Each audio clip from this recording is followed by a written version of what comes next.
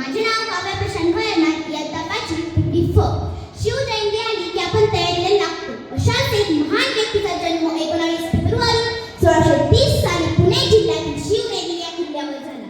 किल्ल्यावर शिवाई देवीचे मंदिर होते. त्यावरूनच महाराजांचे नाव ठेवण्यात आले.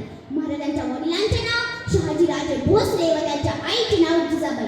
बालपणापासूनच त्यांच्या आईंनी म्हणजे जिजाबाईंनी त्यांना श्रीकृष्णाच्या, अर्जुनाच्या, संतांच्या व रामाच्या कथा सांगितल्या. तेव्हापासूनच त्यांनी स्वराज्य स्थापन करण्याचे स्वप्न पाहिले. त्यांनी आपल्या वयाच्या 15व्या वर्षी रायरेश्वराच्या मंदिरात बाल मावळे घेऊन हिंदवी स्वराज्य स्थापन करण्याची प्रतिज्ञा घेतली. त्यांनी मुघलशाह, आदिलशाह, निजामशाहच्या बलाढ्य पराभव केला. अशा देव माणसाची प्राणज्योत 3 एप्रिल 1680 साली मावळली. अशा देव माणसाला माझा मानाचा मुजरा, मानाचा मुजरा. जाता जाता एवढंच बोलून